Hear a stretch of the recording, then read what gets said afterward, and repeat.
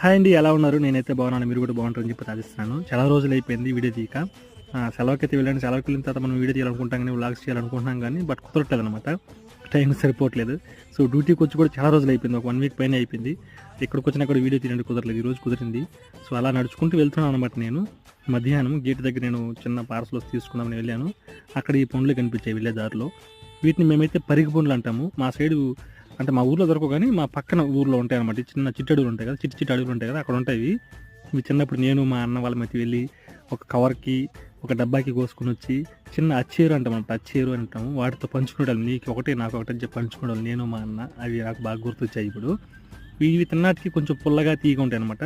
కొంతమంది దీని లోపల గింజలు ఉంటాయి కదా, గింజలను ఊసేస్తారు. కొంతమంది గింజలతో పాటు తినేస్తారు. ఎలాగైనా తినొచ్చు. గింజలతో పాటు తింటే పులుపు ఎక్కువ అనమాట. ఇవి తిన్నాటికి పులుపు తీపి రెండు కలిసి మిక్స్. ఈ పండు తినడం వల్ల మనకి ఏమైనా ప్రయోజనాలు ఉన్నాయో లేవో అయితే మాకైతే తెలియదు. మీకు తెలిసింటే మాత్రం